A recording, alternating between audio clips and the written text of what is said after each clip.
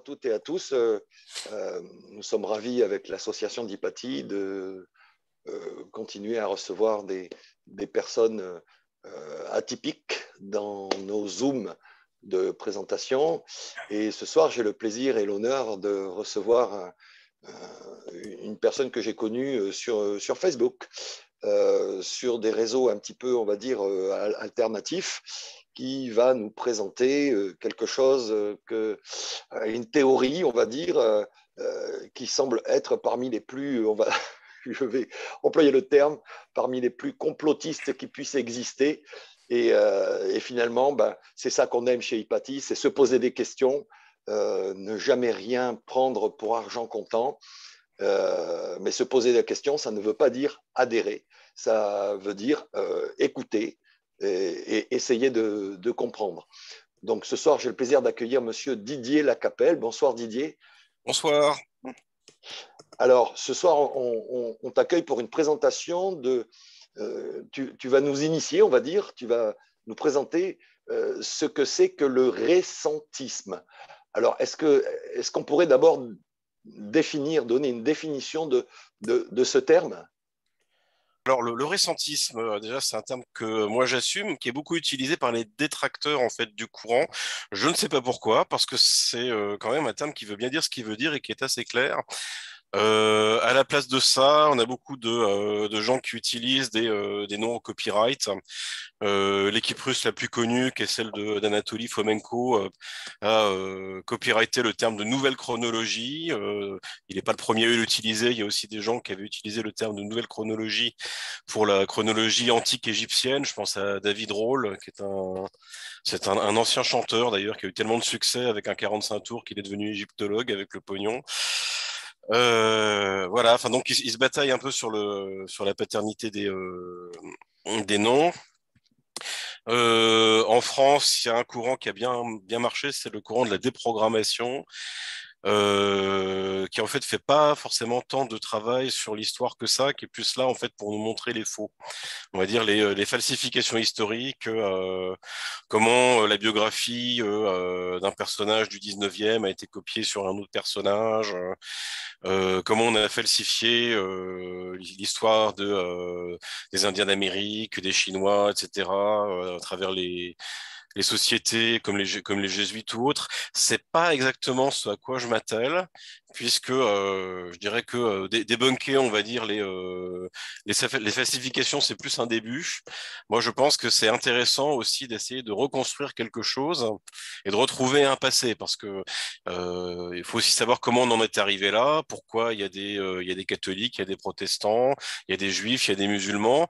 C'est bien arrivé, il y a bien une raison qui fait qu'on a un peu là, une base commune et finalement pas mal de différences. Qu'est-ce qui fait qu'à un moment on n'était pas d'accord sur la façon dont ça s'est opéré?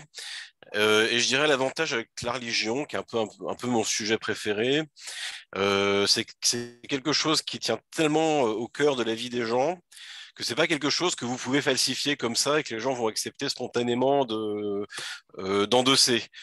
C'est-à-dire, tu peux, par exemple, dire on n'est pas allé sur la Lune.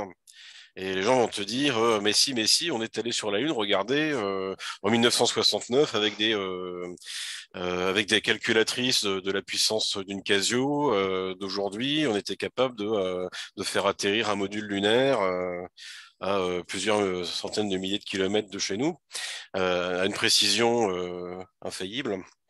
Et pourquoi pas, hein, après tout, il y a des gens qui y croient, il y a des spécialistes mathématiciens qui pensent que c'est possible. Euh, Donc c'est ça en fait. mais ça, c'est quelque chose qui n'est pas de l'ordre de la croyance collective religieuse. Je dirais c'est plus une façon de relier une population à un moment donné. Je pense qu'aujourd'hui, effectivement, il y a eu des gens qui ont essayé de débunker un peu la chose en disant on n'est pas allé sur la Lune parce que c'était pas possible et ça a été fait en studio. D'ailleurs, j'ai les preuves. C'était Kubrick. Il y a même eu un faux reportage qui était passé sur Arte. Pour faire croire que c'était un faux, mais qu'en réalité, les gens qui croyaient que c'était un faux étaient réellement ceux qui étaient abusés. Oui, c'est une double fake Voilà, news. c'est une espèce de double twist, voilà. Mais au fond, je dirais, c'est pas quelque chose qui est assez fondamental dans la vie des gens pour définir réellement ce qu'est une culture.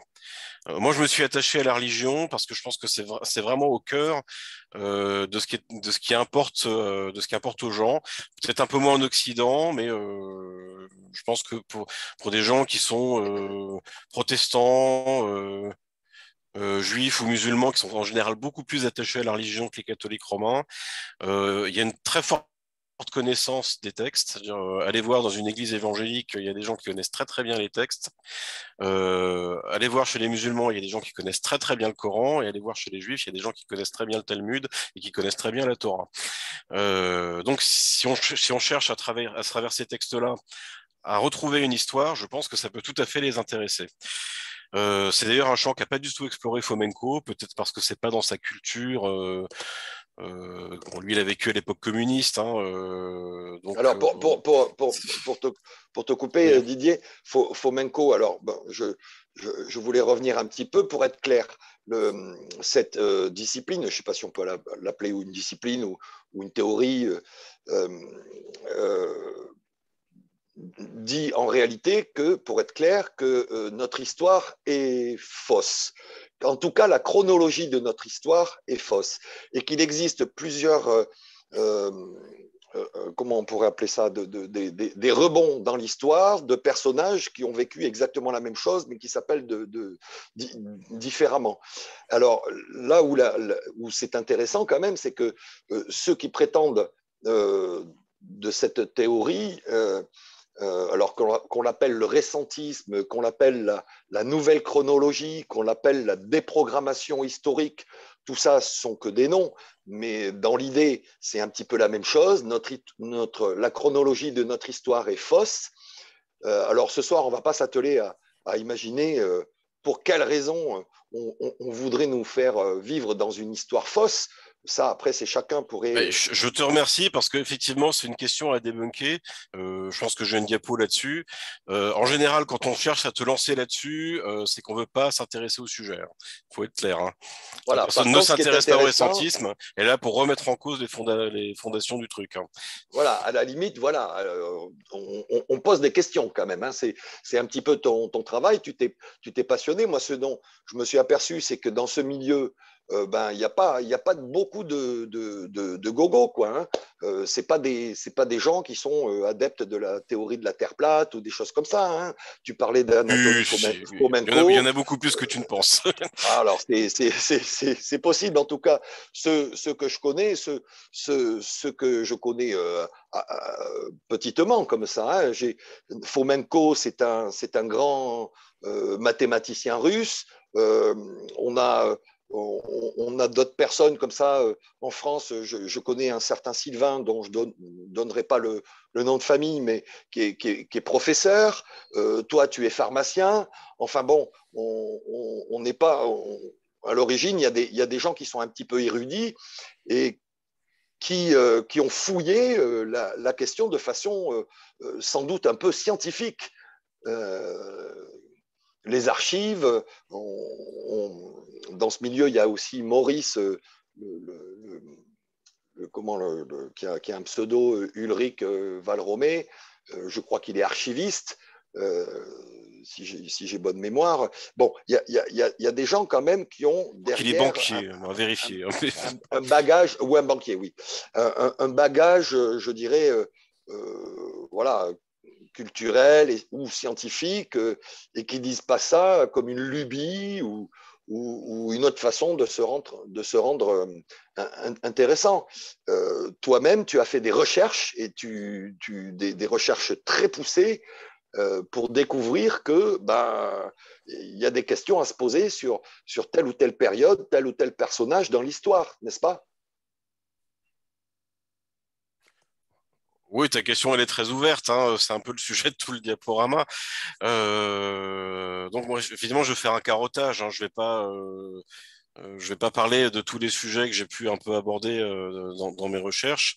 Je vais essayer de présenter les choses de telle manière que vous ayez un aperçu finalement assez représentatif de ce que représente la recherche récentiste, des différentes écoles de pensée, de ce que moi j'ai pu chercher. Parce qu'après tout, ce que je connais le mieux, c'est ce que moi j'ai pu chercher de mon côté. Je suis pas absolument très au fait des dernières trouvailles de Fomenko parce que il publie en russe et que moi je lis pas le russe. Hein. On a des copains qui lisent le russe, mais c'est pas mon cas. Il y a beaucoup de gens qui écrivent en allemand. Moi je parle pas l'allemand, donc je suis souvent en attente de traduction pour pouvoir un peu savoir où j'en suis. Heureusement, je lis pas mal l'anglais, donc ça me permet d'avoir des versions anglaises qui sont en général les premières à sortir et de faire un peu je veux dire, un digest de tout ce que je peux lire. Et l'idée, c'est un peu d'aller au-delà de ce qu'a pu dire l'auteur. Moi, j'aime bien travailler à partir de sources secondaires. D'abord parce que travailler sur source primaire, ça prend énormément de temps. C'est un temps qu'on n'a pas. Hein. On a tous un travail et une vie personnelle à côté. L'avantage de reprendre le travail de gens qui ont déjà travaillé sur un petit aspect qui n'est pas forcément d'ailleurs totalement récentiste, mais qui peut être connexe parce que ça peut être un sujet qui s'y rattache. Quelqu'un qui s'intéresse à la chronologie de l'Église primitive va pas remettre en cause dire l'idée que c'est fixé au 1er, 2e siècle de notre ère, donc il y a 2000 ans. Mais au moins sur cette période courte, il peut avoir une chronologie qui est relativement intéressante et assez bien argumentée. Donc après, il n'y a plus qu'à reprendre finalement et à transposer, à le remettre plus près et voir dans quelle mesure ça peut se rabouter à des choses qu'on a trouvées au 15e, au 16e siècle, qui ferait que tout cela serait beaucoup plus proche de nous finalement. Écoute Didier, je vais te laisser faire ta présentation. Euh, alors encore une fois, hein, dans notre association, nous, on aime bien écouter tout le monde. Tous les gens qui parlent avec sincérité, et ben, on les écoute et c'est en ça qu'on te donne une plage ce soir, quoi. Voilà, donc je te laisse présenter ton diaporama et puis on a une petite heure à passer ensemble, quoi. Voilà. Ouais, je te remercie, je passe ça tout de suite. Alors, j'ai commencé par la question dont tu m'entretenais. Pourquoi est-ce qu'ils auraient fait ça? Alors, la question, elle est intéressante en soi, mais en fait, ça permet aussi de ne pas s'intéresser à la question récentiste. Et c'est deux questions totalement séparées, évidemment, puisque le côté technique, qu'est-ce qui fait que, par un raisonnement un peu subtil, on peut arriver à rapprocher tous ces événements, et quelle peut être la raison pour le faire? Bon, alors, la raison, c'est que l'histoire, ça commence à exister en tant que discipline à part au XVIe siècle. Et je vous ai mis un extrait d'un monsieur qui s'appelle William Sterling, qui écrit en 1897 et qui nous dit, alors excusez-moi, j'ai un petit souci, voilà, qui nous dit, Strauckius dit que Scaliger fait de la chronologie l'âne de l'histoire. Il tire la plupart de ses principes de l'astronomie. Et derrière, il nous dit, selon ces autorités, l'histoire est un simple accessoire de la chronologie et occupe une place inverse de celle que nous avons coutume de lui accorder. Selon eux, la chronologie doit d'abord être établie, puis une série d'événements doit être trouvée. Je pense que c'est mieux comme ça, pour la remplir, que la chronologie affecte l'histoire ancienne semble indiscutable, et il y a toute raison de croire que l'éminent Scaliger ne se trompait pas en exaltant la chronologie comme guide spirituel de l'histoire. Donc la chronologie, c'est un guide spirituel pour faire de l'histoire, c'est-à-dire qu'il commence par établir sa chronologie, et après, il fait de l'histoire. Donc ça permet un traitement statistique. Donc, pour préciser, Didier Scaliger, pour ceux qui ne savent pas, je crois que c'est un petit peu C'est le père de l'histoire, oui. Le papa de la discipline, l'histoire. Voilà, Jules César Scaliger était le père de Joseph Scaliger, et les deux ont participé, on va dire, à l'élaboration d'une grande chronologie. historiques. C'est les premiers à proposer des compiles, en fait, des événements de l'histoire longue, avec le principe des trois empires. Alors, je pense que les trois empires, en ce qui le concerne, c'était Babylone, la Grèce et Rome. Voilà, mais on a évidemment beaucoup d'autres choses, hein, puisque depuis, on a pu retrouver d'autres doublons, d'autres triplets. Il y a plusieurs fois Rome, il y a plusieurs fois la Grèce et plusieurs fois Babylone. Ça se voit d'ailleurs récemment, parce que on a doublé Babylone avec les Assyriens, avec Sumer, avec les Akkadiens, et tout ça, c'est finalement un peu la même chose. Donc chez les Russes, ils ont trouvé par un traitement statistique que on avait affaire à des doublons, voire des triplets dynastiques. C'est pas mal lié à la durée de règne des différents rois. Alors c'est pas à l'année près, mais en général ça donne une forme, c'est-à-dire que euh, lorsqu'un roi a régné longtemps et que le suivant a régné moins longtemps, on retrouve toujours la même séquence dans le parallèle à une autre époque. C'est un peu l'idée. Ça donne des espèces de courbes en pic qu'on peut mettre en parallèle deux à deux. Je vous en ai pas mis d'exemple, hein. Alors, l'historien, qui est évidemment notre grand adversaire, il a une grande connaissance des sources primaires, des sources secondaires, que sont les chroniqueurs d'époque, les sources tertiaires, qui sont d'autres historiens, des spécialistes d'études bibliques, les sources primaires étant les chartes, hein, par exemple. Mais malheureusement, l'historien, il est spécialiste, c'est-à-dire qu'il suppose qu'il n'y a pas d'erreur en dehors de son champ de travail. C'est-à-dire que très souvent, on voit des gens écrire des bouquins en expliquant que j'ai observé dans ma discipline qu'il y avait une petite erreur, mais il suppose toujours que en dehors de son champ d'expertise, tout est correct. Évidemment, c'est pas le cas, et évidemment, ça chamboule tout. Euh, il a aussi le problème d'être obligé d'élaborer sur la base d'un paradigme disciplinaire. C'est-à-dire que quand bien même il a trouvé une petite erreur, il faut qu'elle soit pas trop grosse, parce que si elle est trop grosse, il commence à se mettre les gens à dos, et il a du mal à trouver du travail. Comme son directeur de thèse, par exemple, quand on prépare une thèse, il vaut mieux pas trop dire autre chose, quelque chose qui contredit le directeur de thèse. Évidemment, quand on tombe sur des choses un peu inexplicables, ça reste inexpliqué. Je donne un truc tout bête, par exemple. Pourquoi est-ce que les prêtres de l'ancien temple de Jérusalem s'appellent les Cohen et que les chefs de guerre mongols au Moyen Âge, ils s'appellent les Khan? En fait, ça s'explique assez bien, mais il faut le remettre dans le contexte, évidemment. Il y a d'ailleurs plein de noms un peu similaires à Cohen, hein. Il y a les Cowan d'Écosse qui, en théorie, ne peuvent se marier qu'avec des Cowan, et on ne sait pas pourquoi, puisqu'ils ne sont pas juifs. Qu'est-ce qu'il y a d'autre? Il y a les Cogans ou les Conans en Bretagne, les Koenig en Alsace, tout ça un peu, on va dire la transformation des anciens membres de la caste Cohen. Les curiosités non explicables, alors je vous en ai donné quelques autres. Bien connus, les Égyptiens, c'est un peu absolument merveilleux. Ils ont bâti les pyramides avec des outils en cuivre parce que c'est totalement impossible. Les outils en cuivre sont trop mous et on n'est pas capable de tailler de la pierre avec des outils en cuivre. Mais comme ils avaient que ça, c'est qu'ils ont bien dû le faire comme ça. Donc on se retrouve dans une espèce de serpent qui se mord la queue. Les Égyptiens sont le peuple prodigieux qui construit des pyramides avec des outils en cuivre, alors que c'est impossible. La version alternative, c'est que c'est pas les Égyptiens qui ont bâti les pyramides, ce sont les extraterrestres. À mon avis, la solution elle est plus simple, c'est que les Égyptiens ont bâti les pyramides avec des outils autres. Voilà, ils avaient une autre technique et ils n'ont pas taillé des pierres avec des outils en cuivre. Les prêtres juifs Cohen portent les mêmes noms que les Khan mongols. Quelque chose que vous pouvez observer. Alors ça, c'est au musée des Archives nationales.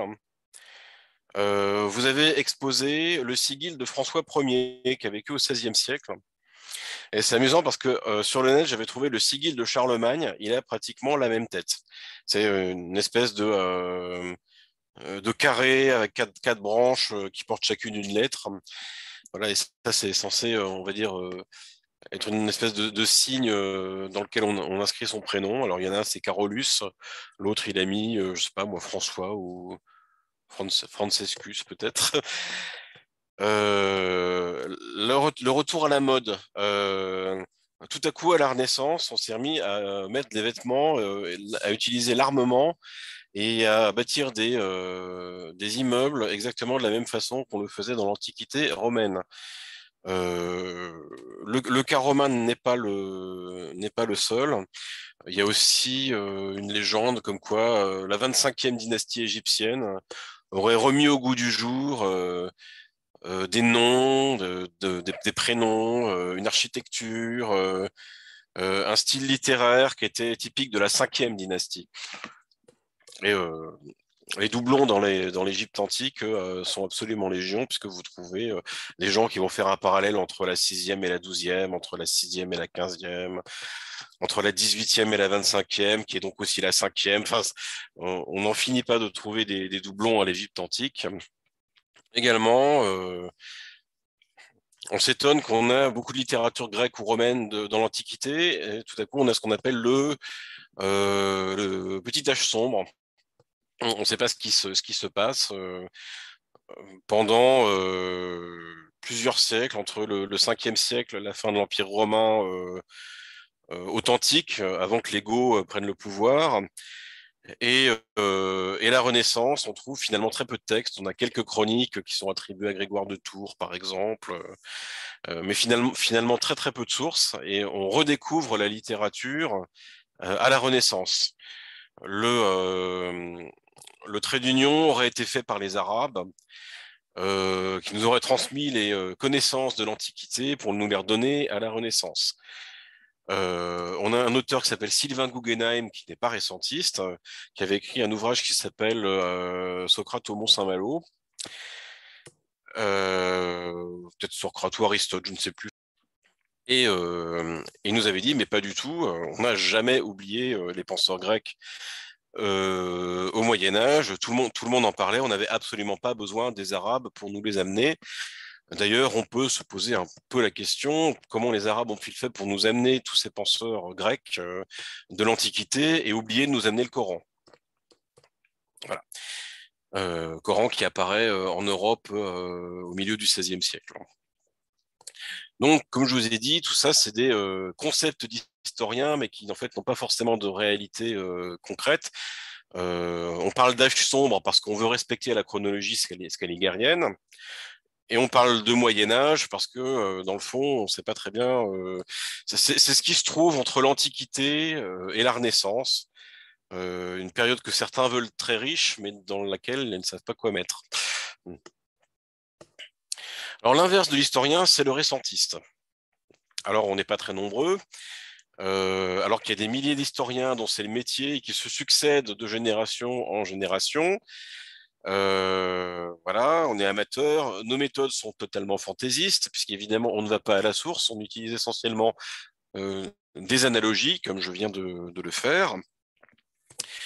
On a souvent des connaissances approximatives dans beaucoup de domaines, ce qui est mon cas, je dirais. Je n'ai pas la prétention d'être un spécialiste en quoi que ce soit, ni en études bibliques, ni en histoire médiévale, ni en histoire de la Renaissance, ni en Antiquité romaine. Mais j'ai quelques petites connaissances un peu sur tout ça, donc je peux arriver à mélanger un peu beaucoup d'aspects de ces choses pour trouver des choses un peu surprenantes finalement, sur lesquelles vous trouverez toujours à redire, c'est évident, parce que on va souvent faire des petites confusions, on va attribuer le texte de l'un à l'autre, on va être imprécis, mais dans le fond, c'est pas très grave, parce que ça nous permet quand même d'avancer sur des choses très intéressantes. Comme je vous disais, on ne connaît pas les livres d'historiens forcément, on ne connaît pas les sources primaires, on ne connaît pas les ouvrages des spécialistes d'études bibliques, sauf quelques-uns qu'on a choisi d'étudier exprès. Et je vous reconnais une chose, pour les gens qui souhaiteraient m'attaquer sur mes conclusions, tout ce que je dis est faux. Je change d'avis tout le temps. Voilà, donc moi, c'est une proposition que je vous fais. à un moment donné, en fonction des éléments que j'ai pu apporter. Si vous pensez que les éléments peuvent être interprétés de façon plus élégante et plus conclusive d'une autre façon, n'hésitez pas à le dire. Après, ça nécessite de s'investir un peu. Voilà, alors les récentistes, ils sont pas uniques. Les premiers récentistes, souvent aussi de Jean Hardouin, qui est un jésuite qui écrit au début du XVIIIe siècle. Et c'est très étonnant parce qu'au début du XVIIIe siècle, Jean Hardouin nous disait, mais qui est cet Augustin? Qui est ce Jérôme? Qui sont ces pères de l'Église dont on n'avait jamais entendu parler avant? En fait, probablement parce vient d'inventer Jérôme à partir d'Erasme de Rotterdam, par exemple. Augustin d'avoir été inventé à partir d'un Augustin de la même époque. Il y a plusieurs candidats. Moi, j'étais plutôt favorable à Agostino Chigi, qui a vécu au XVe siècle dans la ville de Sienne, mais il y a d'autres Augustins possibles. Ce qui est notamment, ce que je pense, c'est qu'à mon avis, il croit à l'existence de Jérôme et d'Augustin, mais il les connaît sous d'autres noms. Euh, Hardouin, ce qui est très étonnant, c'est qu'il estime que la Vulgate de Jérôme est un faux, ça n'a jamais existé, que des Bibles comme la Septante, la Bible du roi Jacques, enfin toutes ces choses-là, qui sont pas authentiques, qui sont falsifiées. Lui, il défend quelque chose qui s'appelle l'ancienne Vulgate en latin. Et là, c'est très étonnant parce que il y a une dizaine d'années de ça, il y avait des références sur le net à l'ancienne Vulgate en latin dont on disait qu'il ne restait plus que des bribes euh, dans d'anciens manuscrits et qu'on ne savait plus vraiment ce qu'elle contenait. Il n'y en a pas d'autres. Donc, il n'est pas possible de savoir de quoi parle Jean Hardouin. Il y a une Vulgate en latin et je ne sais pas ce qu'elle dit, en fait. Même époque, à peu près, Isaac Newton, bien connu, qui était bien entendu physicien, astronome, mais il était aussi historien à ses heures perdues, surtout vers la fin de sa carrière. Il a critiqué l'ancienneté de la Grèce, mais curieusement, il n'a pas critiqué l'ancienneté des Romains, en disant qu'ils étaient beaucoup plus récents qu'on ne le pense. Euh, je fais une petite explication à ça. Peut-être que lui vivait à l'époque de Rome et qu'on n'avait pas encore inventé la Rome antique à son époque. Ça, c'est possible, hein. On a aussi donc des auteurs qui s'attachent, on va dire, à reconstruire la chronologie avant Jésus-Christ et à la faire plus courte que celle qu'on a donnée. Alors, il y avait déjà plusieurs chronologies égyptiennes. On connaît la chronologie longue de Flinders Petrie, qui est la plus longue de toutes. Il y a une chronologie moyenne sur laquelle les gens s'entendent à peu près, et une chronologie courte qui était probablement la première qu'on a donnée. Et aujourd'hui, on a des gens qui font des chronologies très courtes, comme David Roll, hein, dont j'ai parlé tout à l'heure avant le live, qui s'intéresse pas qu'à l'Égypte, il s'est aussi intéressé à l'Ancien Testament, il a essayé de faire des recoupements avec l'histoire de l'Égypte. Peter James, qui est peut-être un peu plus connu, Donovan Courville, qui est lui un peu plus ancien. Donc, c'est comme je vous disais, ils ont tendance à rapprocher des dynasties entre elles, mais c'est jamais les mêmes, hein. Ça va être la sixième et la 15e, la sixième et la 12e. Peut-être qu'on en trouvera. On en tirera quelque chose. Après, le défaut, c'est qu'évidemment, comme il travaille uniquement avant Jésus-Christ, s'il faut rajouter 3000 ans aux dates qu'il propose, on va trouver autre chose. Velikovi, lui, il a fait 3 volumes de la série Edges and Chaos. Il y en a un qui est sur... alors, tout en trait à la Bible en général, parce que c'est un type qui est très intéressé par la Torah notamment. Et il s'est intéressé d'abord à l'Égypte, un peu à la Grèce et ensuite à la Perse. Le premier volume sur l'Égypte a été traduit en français au Jardin des Livres. On a aussi l'équipe d'Allemands, Gunnar Heinzo, qui a été traduit et son travail poursuivi par un Anglais qui s'appelle Emmett Sweeney. ce qui est assez étonnant, c'est qu'ils font ce travail, on va dire, de récentisme avant Jésus-Christ. À une zone, il dit par exemple que les Sumériens n'ont jamais existé. Ce qui est très possible, hein. Sumer, c'est un nom qui est inventé par un archéologue qui s'appelle Samuel Kramer au 19e siècle. Avant, personne n'appelait les gens qui écrivaient en cunéiforme les Sumériens. D'ailleurs, il y a plusieurs formes de cunéiforme. Ils écrivent tous pareil, mais ils sont tous censés vivre à 1000 années de distance, que ce soit les Sumériens, les Akkadiens, les Néo-Assyriens, les Perses. Tout le monde écrit en cunéiforme. Il y a aucun progrès sur le plan de l'écriture entre ces différentes civilisations. Il faut savoir donc que Heinsohn et Sweeney, ils ont aussi travaillé sur le champ du Moyen Âge. Sont partisans de la théorie des siècles fantômes entre 600 et 900. C'est notamment toute la période de l'islam classique. Ils sont un peu politisés, je dirais, dans la frange néoconservatrice, plutôt du côté de Bush, on va dire, que du côté de Saddam Hussein. Du coup, c'est parfois un peu pénible à lire. Et ils suivent un auteur original qui est l'auteur allemand Heribert Illig, qui lui ne travaille que sur ces siècles fantômes, alors que Heinsohn et Sweeney ont un peu une double casquette, puisqu'ils sont aussi Égypte antique et Mésopotamie. Un autre Allemand, Uwe Topper, lui, c'est la théorie des 1000 ans de trop. La plupart des auteurs allemands et surtout Topper ont été cités par François de Sart dans un ouvrage de vulgarisation en français qui a un peu mis le feu aux poudres chez nous. C'est sorti en 2006 et ça s'appelait Mais où est donc passé le Moyen Âge? Alors François de Sart, contrairement à ce que son nom indique, est allemand, hein, mais il est parfaitement francophone. Voilà, et c'est un ami d'Uwe Topper.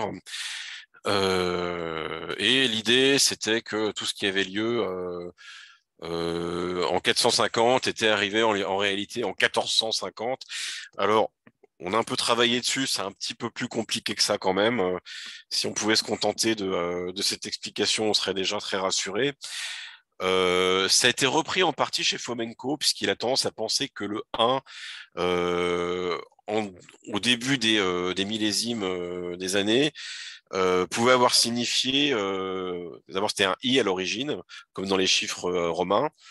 Mais enfin, ceci dit, moi ça me dérange pas parce que les chiffres romains à l'inverse utilisent des lettres. Donc pour dire 1, on utilisait le i. Donc le fait de le retrouver dans les chiffres arabes ne me gêne pas tant que ça. Mais lui, il a prétendu que le i pouvait signifier incarnatio et en réalité, les dates qu'on trouvait en 1450 pouvait signifier année 450 après l'incarnation. C'est pas tout à fait mon analyse. C'est pas inintéressant, mais c'est pas quelque chose que je retiens parce que j'en tire pas de conclusion très pertinente. Sinon, un auteur intéressant qui a un site internet, c'est Christophe Pfister, qui est un Suisse. Qui a des traductions en anglais sur son site, c'est assez intéressant sur les cathédrales qui dateraient du XVIIIe siècle en réalité. Travail en français, donc Maurice Brunet, le groupe des programmations historiques. La thèse, c'est plutôt que l'histoire et la religion ont été créées par des francs-maçons entre le XVIIIe et le XXe siècle. Les cartes et les documents antérieurs seraient en général falsifiés et tous les personnages dont parle l'histoire seraient en réalité des personnages projets. On ajoute à ça une petite théorie sur les bâtisseurs des pyramides, qui seraient l'armée napoléonienne autour de 1799 lors de la campagne d'Égypte. C'est une hypothèse qu'il emprunte au russe Davydenko. C'est pas quelque chose que je partage. Moi, je suis quelque part entre la théorie Fomenko, qui est un peu, je pense, un peu timide. C'est paradoxal, hein, parce qu'on trouve il est très volontaire, il va très loin. Mais en réalité, je pense qu'il est trop timide.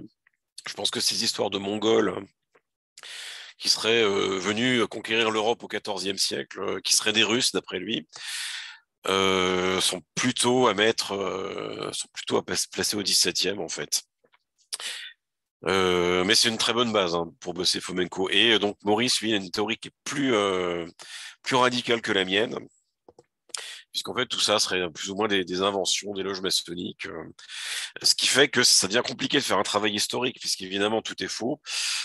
Toutes les cartes et tous les documents qui te contredisent sont automatiquement des faux, donc on peut pas vraiment travailler à partir de ce postulat. Moi, je fais le postulat qu'il y a des faux, mais qu'il n'y en a pas tant que ça, et qu'en général, c'est plutôt une bonne idée de travailler après les documents d'époque. Ça permet de trouver pas mal de choses. Des ingénieurs russes qui s'appellent Davydenko et Kessler, qui ont été appuyés par le joueur d'échecs qui a été champion du monde, Garry Kasparov. Ils ont écrit ensemble un bouquin qui a été traduit un peu mal d'ailleurs en français, qui s'appelle Le Livre de Civilisation, qui date de 2001 et qui postule que l'évolution des techniques est en réalité linéaire. C'est pas absolument certain, hein, mais bon, après tout, c'est un postulat intéressant.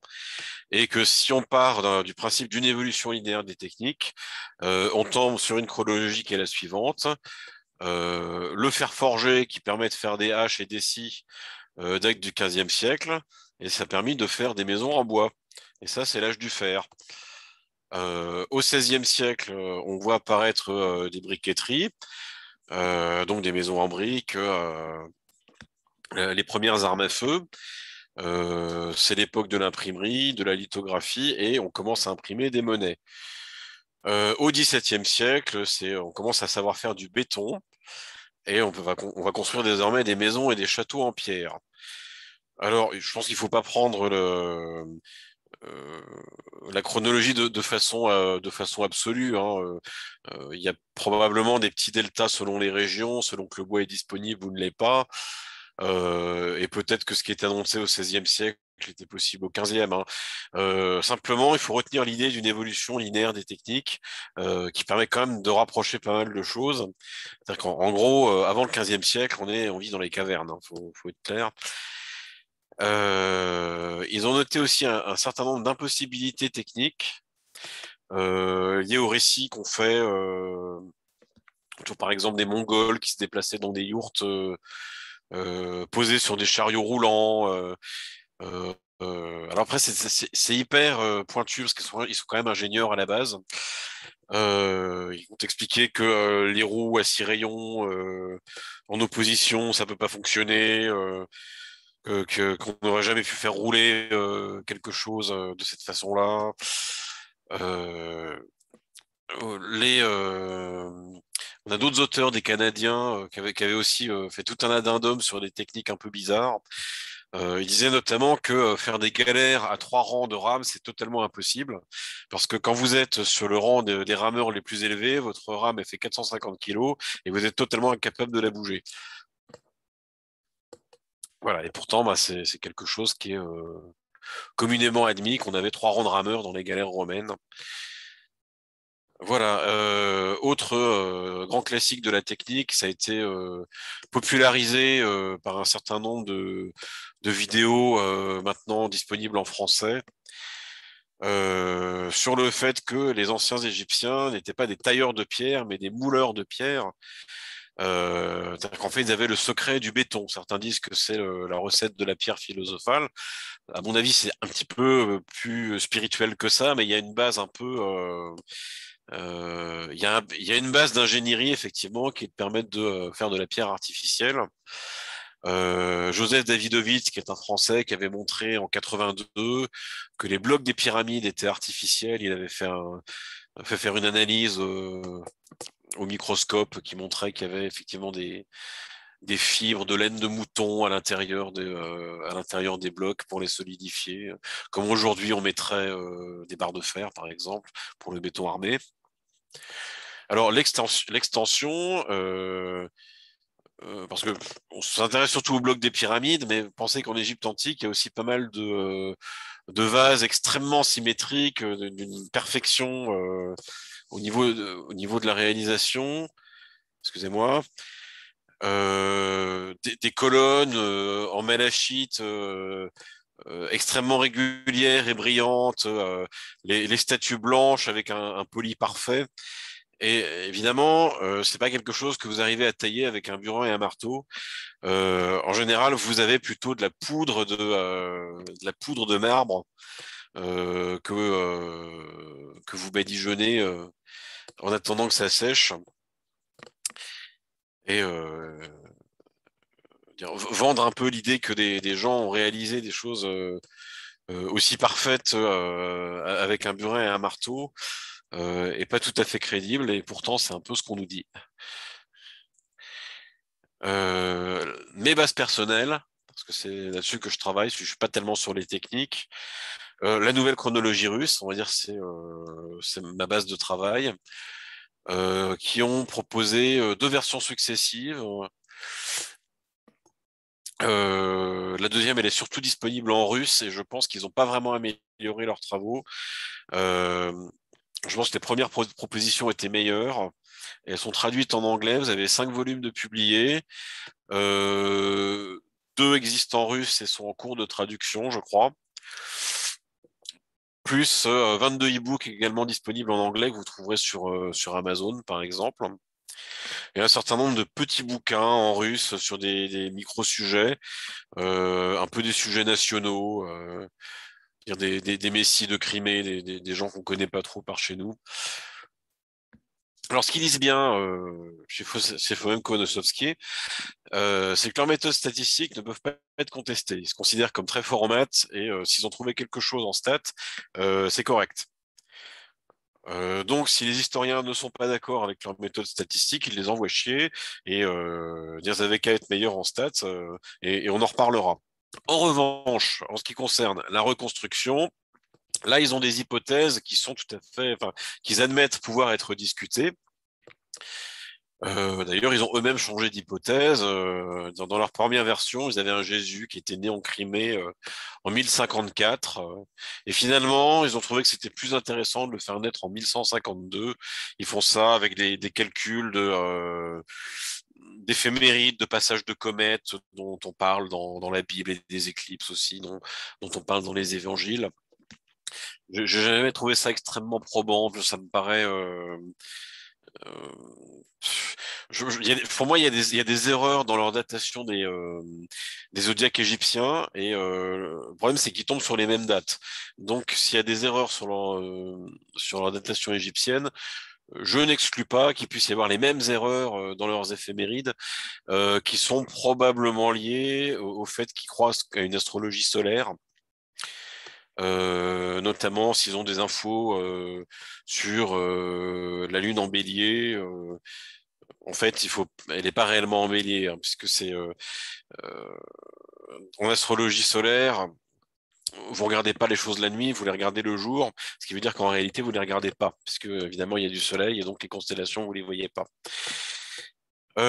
Donc deuxième hypothèse sur laquelle il travaille, l'Église romaine est fondée lors du Concile de Trente, où elle va, à partir de là, inventer une histoire du monde. Et là, je suis assez d'accord.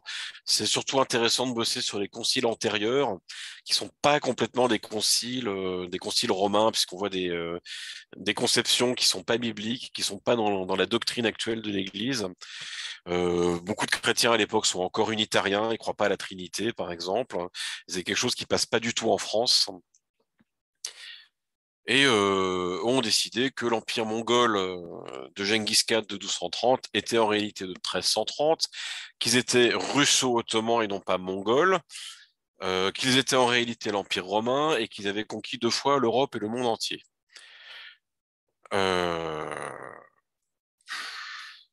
oui, pour moi, c'est pas l'empire romain, ils sont bien russo-ottomans, et on est encore 2 siècles trop tôt, hein. Par contre, sur le fait qu'ils soient venus 2 fois pour nous conquérir, c'est vrai. Mais pas forcément avec une armée d'occupation aussi puissante que ce qu'ils imaginent. On garde quand même une relative indépendance, hein. Autre base personnelle, le groupe Chronologie 2.0, qui nous a contactés quand ils ont commencé à publier dans le magazine Top Secret pour qu'on leur fasse un peu publicité, qu'on l'a fait bien volontiers.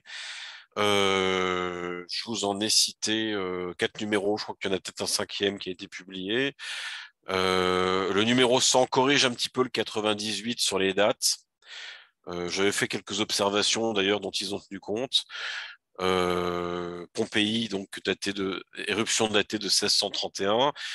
C'est pas vraiment discutable puisqu'il y a une stèle qui est présente dans la ville de Torre del Greco, qui est située juste à côté du volcan, qui parle de la destruction des villes de Pompéi et Herculanum en 1631. Du coup, ça paraît un peu compliqué de le contredire. C'est une preuve assez solide, je dirais. Mais on en trouve d'autres. On a des gens comme un Allemand qui s'appelle Tchourilov, Douglas Conan, qui l'a traduit en français, ont montré également que ce XVIIe siècle était vraisemblablement la bonne période pour Pompéi. Un travail sur les mégalithes aussi, qui serait en fait qui aurait été utilisé par les ingénieurs français qui faisaient de la cartographie pour réaliser les cartes exactes au XVIIe siècle. Alors, je ne sais pas si c'est pour de la cartographie, c'était une hypothèse assez audacieuse. Mais oui, effectivement, 16e, 17e siècle, ça me paraît assez vraisemblable dans la mesure où vous avez des angles, vous avez des alignements qui se trouvent à 40 jours des solstices et des équinoxes, qui correspond à un calendrier romain grégorien, avec des fêtes à 40 jours des équinoxes, que ce soit la Chandeleur, euh, Mardi Gras, des choses comme ça, sont très souvent à 40 jours. À 40 jours des équinoxes et des solstices, vous avez l'Avent, vous avez le carême qui fait 40 jours. Donc pour moi, un alignement comme ça, c'est typiquement catholique romain, et c'est pas avant la fin du XVIe siècle. Chronologie 2.0 a publié sur le compte YouTube de Rock Soccer une vidéo très intéressante. Dans l'ensemble, j'ai pas grand-chose à dire. Je trouve que c'est un super boulot avec lesquels j'ai pas beaucoup de désaccords. Alors, la nouvelle chronologie russe a un défaut, elle exploite pas beaucoup les documents d'Europe occidentale, alors que pourtant on a beaucoup de cartes qui sont anciennes et nombreuses et qui sont pas forcément falsifiées. Ils pensent que la religion est un sous-produit de l'histoire, alors que c'est un énorme champ de recherche. Et ils ont un peu tendance, comme la plupart des auteurs, à nationaliser un peu l'histoire. C'est-à-dire que pour les Russes, tout vient de Russie, pour les Bulgares, tout est bulgare, pour les Turcs, tout est turc. Et évidemment, on a trouvé une Palestine biblique en France. C'est un auteur russe d'ailleurs qui a trouvé ça, Krustalev, je crois, qui a trouvé une Palestine biblique en France. Euh, la Somme, ce serait la Samarie, par exemple. Ils ont trouvé évidemment des échos en France, puisque ça a beaucoup plu. C'est pas mon point de vue. En fait, la nouvelle chronologie russe, contrairement à ce qu'on pense, elle est trop timide, puisque vous verrez sur les cartes que les Ottomans envahissent les Grecs en 1650. C'est visible, hein. Vous avez des cartes de 1640, vous avez l'Empire de Constantinople, et à partir de 1653-54, vous avez l'Empire des Turcs. Alors, plein de bases qui ne sont absolument pas récentistes. Je les ai mis tout en petit pour vous montrer un peu l'importance de ces choses-là. Francesco Carota, qui avait montré dans Jesus was Caesar, Jésus est César. Effectivement, il y a des parallèles entre la vie de Jésus et la vie de Jules César. Mais on a des gens qui ont trouvé beaucoup d'empereurs romains comme en parallélisme des évangiles. Par exemple, Joseph Atwill qui a montré dans Caesar's Messiah que Jésus c'était un mélange des empereurs flaviens que sont Vespasien, Titus et Domitien. Vous avez Alex Anderson dans Creating Christianity qui a montré que Jésus était inspiré des vies de tout un tas d'empereurs romains et même d'Alexandre le Grand, avec lesquels il trouve plein de parallèles intéressants. Vous avez Timothy Frake et Peter Gandhi qui vous montrent dans The Jesus Mysteries que Jésus est une copie du Dieu des mystères païens et que donc les évangiles sont aussi allégoriques que le sont les mystères de Mithra, d'Osiris ou de Dionysos. Ceci dit, Philon d'Alexandrie avait dit la même chose de l'Ancien Testament. Il disait que l'Ancien Testament devait être lu de façon allégorique. Donc quoi, c'est pas une nouveauté qu'on a découvert au XXIe siècle. Philon étant un auteur antique, comme chacun sait. Toujours Joseph Atwill, qui a travaillé sur Shakespeare, dans Shakespeare's Secret Messiah. Il a montré que les pièces de Shakespeare utilisent la même technique d'écriture croisée que le Nouveau Testament, avec les textes des auteurs romains flaviens, que sont Suétone, Tacite et Flavius Joseph. C'est étonnant parce que Shakespeare écrit quand même à la fin du XVIe siècle, au début du XVIIe, et on s'étonne de trouver les mêmes techniques d'écriture utilisées à l'époque du Nouveau Testament. Là, il montre par exemple qu'Apocalypse, l'Apocalypse de Saint Jean, copie la vie de Domitien racontée par Suétone. Le fait, par exemple, que les 24 prêtres du temple qui se réunissent autour du Saint des Saints, qui est également le trône du Christ, dans la vie de Domitien, deviennent des mouches qui volent autour de l'empereur de Domitien et qui sont ses grandes amies. Il a plus combien ça a d'ailes, les mouches. Enfin, je crois qu'il a 4 mouches, chacune 6 ailes, et ça faisait 24 ailes. Et effectivement, sa démonstration est assez parlante, mais bon, on se doute bien que les biographies de Suétone ne sont pas exactes. Il discute avec les mouches toute la journée, c'est pas une façon d'écrire la biographie de quelqu'un. En fait, Suétone est là pour nous faire rire et se foutre de la gueule de Domitien, et de nous par la même occasion. Donc l'original, c'est Apocalypse, c'est pas Suétone. Charles O'Neill Wilson, qui m'a fait l'honneur d'écrire sur mon blog, parce qu'il parle français.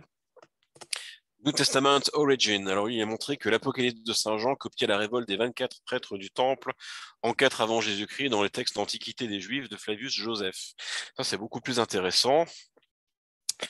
Anatoly Fomenko dit qu'Apocalypse est de nature astronomique. Les 24 aînés autour du trône du Christ sont 24 heures sidérales qui se trouvent autour de la constellation de Cassiopée. Jean-Claude de Zechmer, les origines occultistes de la franc-maçonnerie. La franc-maçonnerie est héritée du culte de Mithra. Alors, je veux dire, c'est vrai. Le fait est que le catholicisme romain aussi est hérité du culte de Mithra. Ça, il ne l'a pas dit. Edwin Johnson, The Rise of Christendom. Les 2 testaments sont à gestation au XVIe et au XVIIe siècle. J'aurais tendance à penser que c'est un poil tard. Les premiers textes du Nouveau Testament sont les épîtres de Paul, mais ça, la plupart des exégètes sont assez d'accord là-dessus. Il écrit aussi The Rise of English Culture, l'histoire de la Grande-Bretagne, est en fait totalement inventé à l'époque des Tudors, avec les contes de Canterbury, de Chaucer, les chroniques de Geoffrey de Monmouth, historien britannorum, Fulcanelli, Mystère des cathédrales. Les cathédrales sont bourrées de représentations alchimiques, mais il n'y a rien sur la Bible. Quel culte y pratiquait-on? C'est quelqu'un aussi qui insiste sur le fait que les Vierges noires sont des représentations d'Isis et de l'enfant Horus. Alors, c'est pas écrit dessus, donc je le prends pas pour argent comptant, mais c'est son point de vue. Je sais pas d'où il le tire, mais on peut s'y intéresser, effectivement. Il montre aussi que dans les demeures philosophales, que dans les maisons bourgeoises et les châteaux du XVIe, XVIIe siècle, on a aussi ces représentations alchimiques. Et là, je vous pose la question, pourquoi les cathédrales du XIIe au XIVe siècle ont-elles des représentations alchimiques qu'on retrouve dans les maisons du XVIe ou du XVIIe siècle? Probablement parce que les cathédrales aussi sont construites au XVIe et au XVIIe siècle. Alors, Denis MacDonald nous montre que le Nouveau Testament copie Homère. Bruce Loudon, l'Ancien Testament copie Homère. Bill Darlison, il y a un zodiaque dans l'Évangile de Marc. Alice Bailey, il y a un zodiaque dans les 12 travaux d'Hercule. Félix Vinci, origine baltique des contes d'Homère. Homère décrit un environnement nordique, c'est vrai qu'il fait froid. Kenneth et Florence Wood. Homère décrit les constellations et un calendrier lunisolaire. Bal Gangadhar Tilak. Les textes sanscrits décrivent la situation dans les zones polaires et subpolaires. Donc, ça serait une mythologie nordique pour lui. Alors, j'ajoute que le sanskrit, en général, est assez proche d'un patois russe. On a des spécialistes indiens de sanskrit qui disaient qu'ils comprenaient ce que disaient les Russes entre eux, les paysans russes. C'est assez surprenant. Adolphe Granit-Cassagnac, Histoire des origines de la langue française. Le français ne vient pas du latin. Abbé Jean Espagnol, l'origine du français. Le français vient du grec dorien.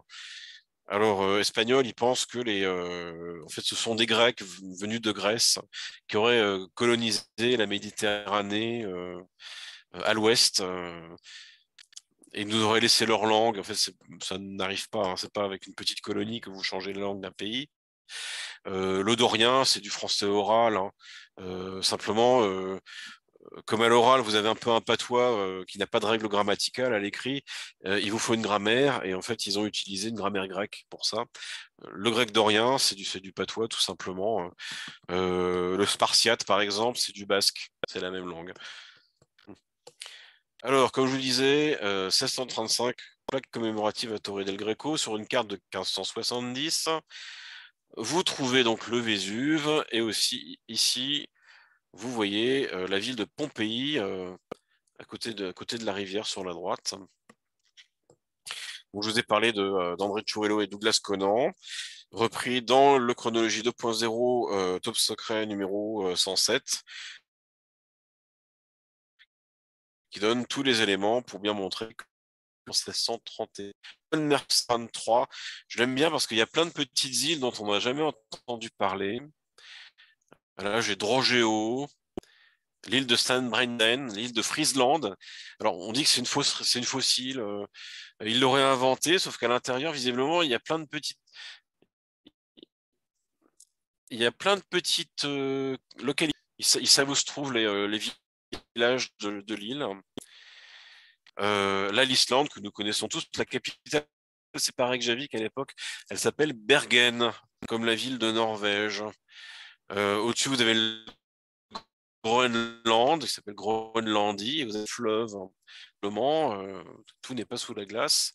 Et Groenland, on rappelle que ça veut dire la terre verte dans la langue des Vikings, et qu'ils ne se moquent pas de nous, donc c'est vraiment une terre verte, probablement, encore en 1623.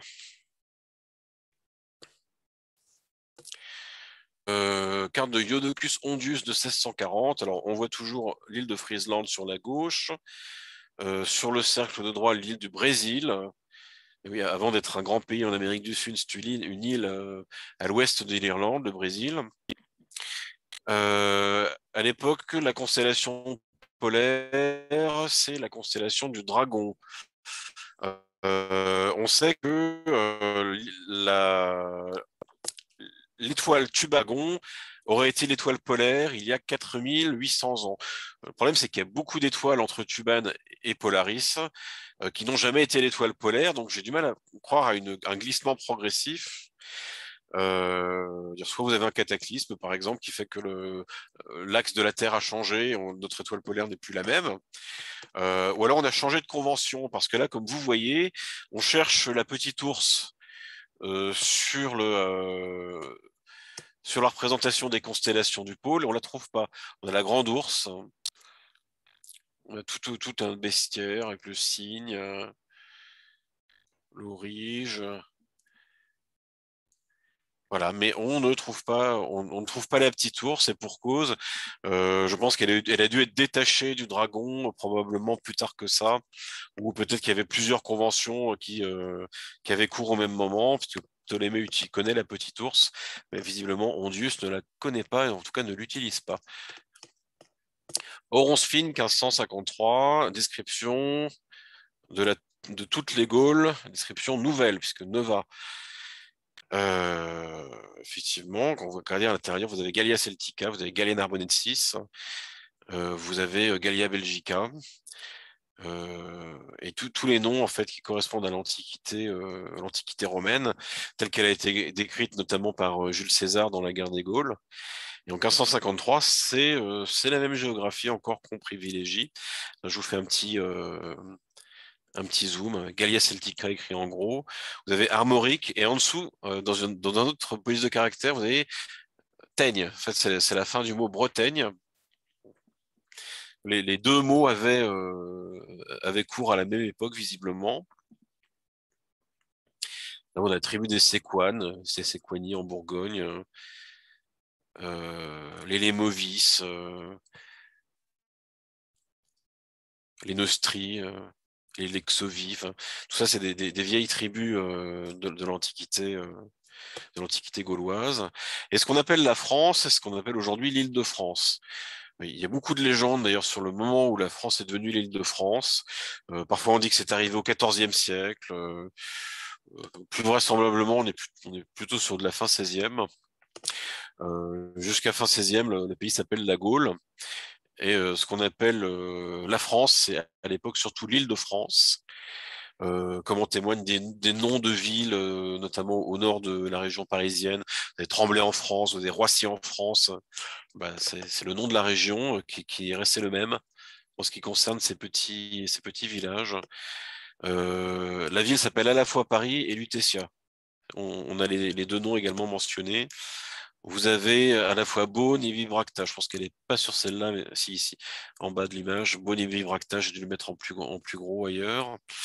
Une chose très étonnante, les tectosages qui sont visiblement au nord de Paris à l'époque sur cette carte.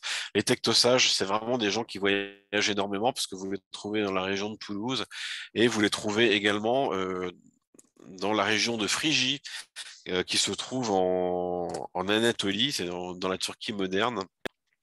On se demande s'il n'y a pas eu une espèce de fusion, de confusion créée entre la Phrygie et la France, puisqu'on trouve des tectosages dans les deux cas de figure. C'est assez vraisemblable, hein, puisqu'en France, on connaît évidemment bien le bonnet phrygien, qui est totalement inconnu en Turquie, par ailleurs, il faut le savoir.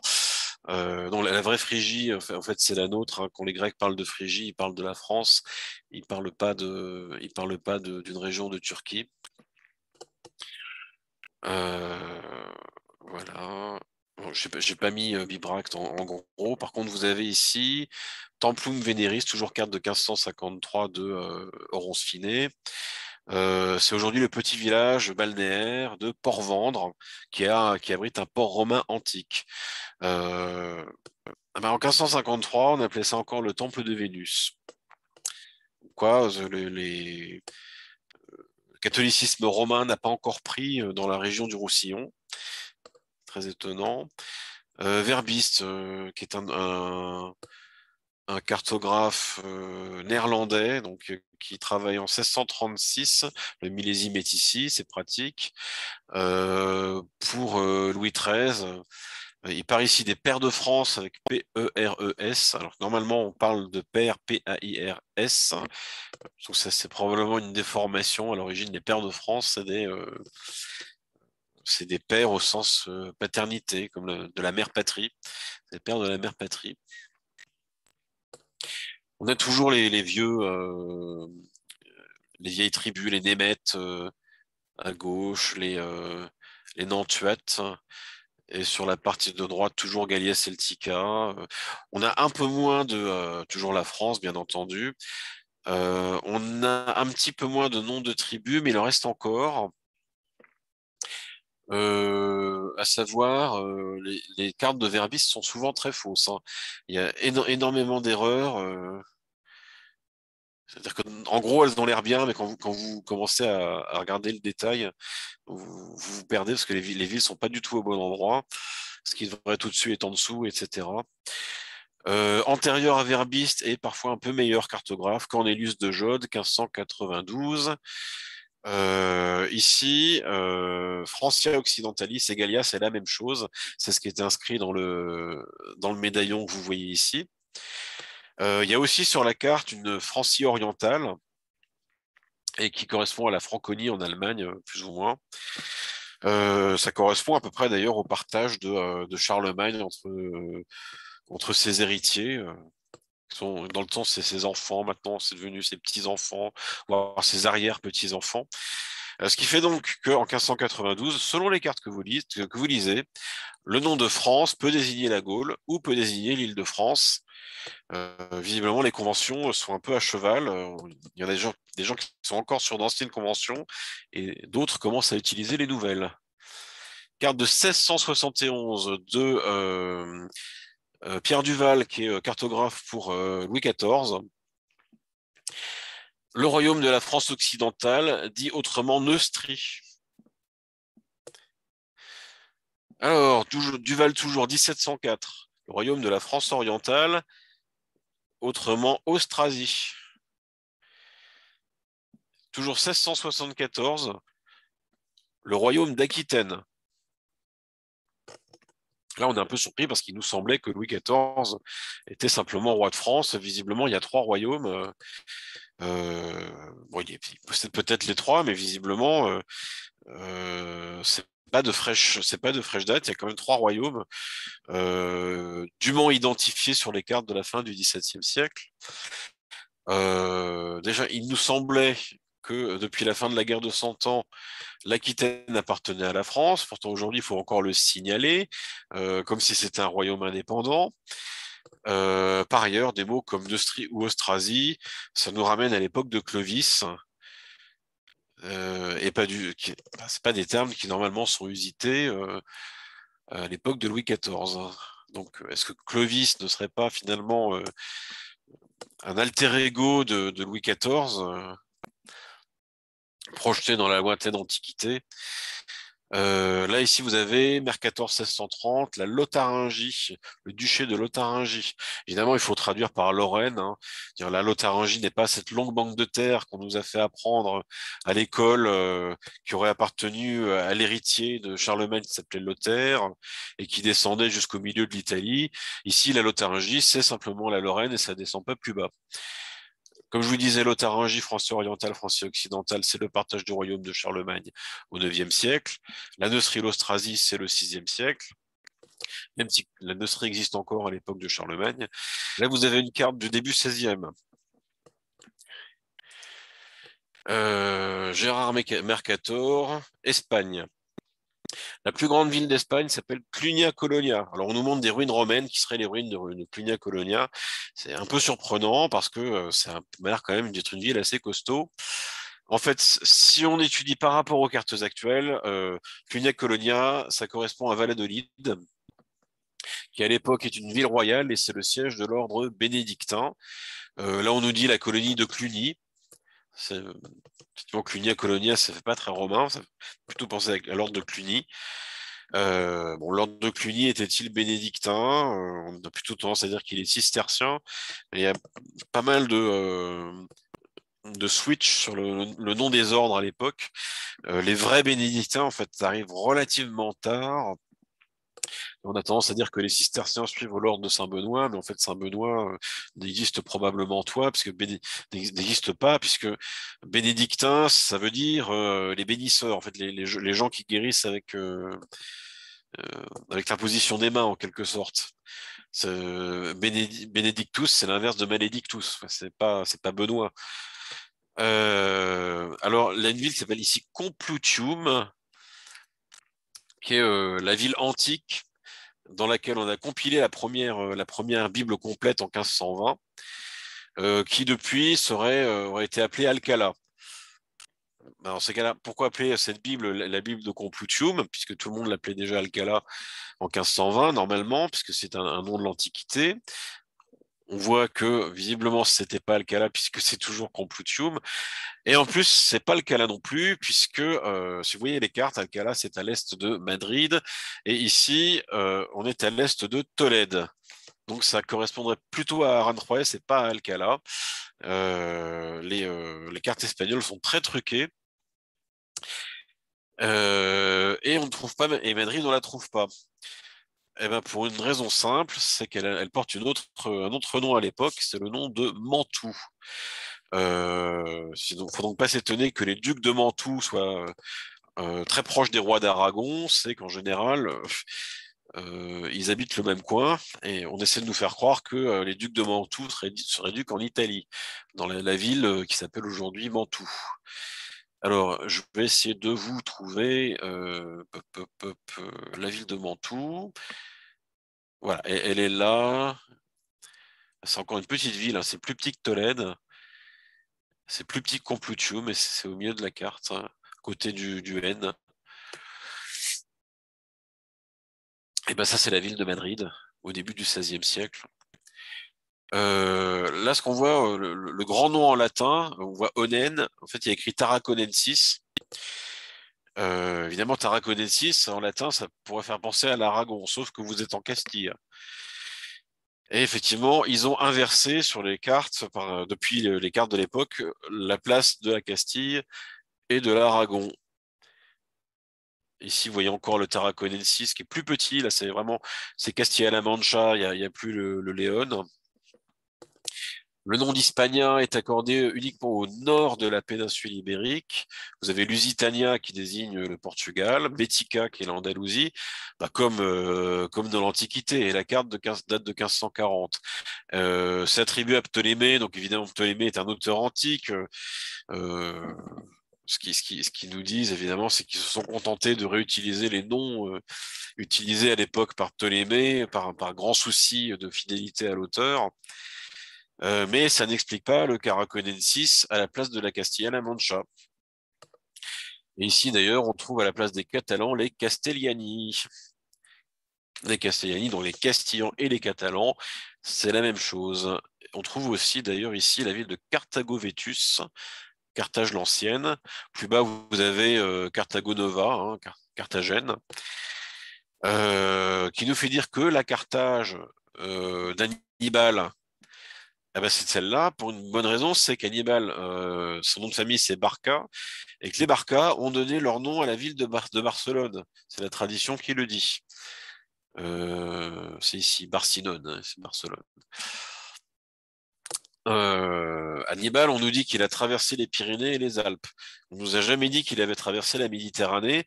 Pourtant, je vous assure qu'en venant de Carthage, en Tunisie, il faut traverser la Méditerranée, hein. Là, une autre preuve, 1656, Pedro Teixeira, qui est un cartographe portugais.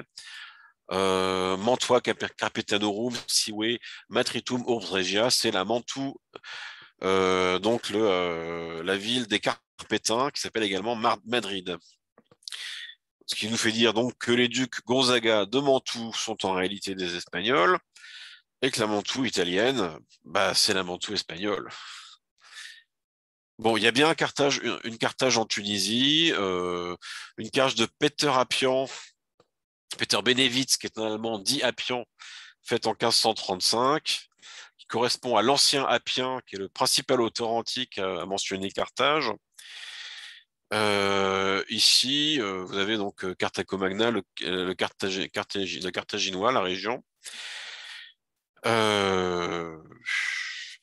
Que dire? Alors, vous avez des ruines de Carthage qui nous sont montrées. En fait, c'est probablement une villa avec 3 colonnes qui tiennent encore debout, quoi. Qui sont censées être l'ancienne Carthage. En réalité, Carthago Magna, c'est simplement Tunis. Et ça n'a pas bougé. La ville change de nom à peu près vers 1560, hein, quelque chose comme ça. Et la prise de Carthage par Rome en 270, je crois, un truc comme ça, c'est la prise de Tunis par Charles Quint en 1535.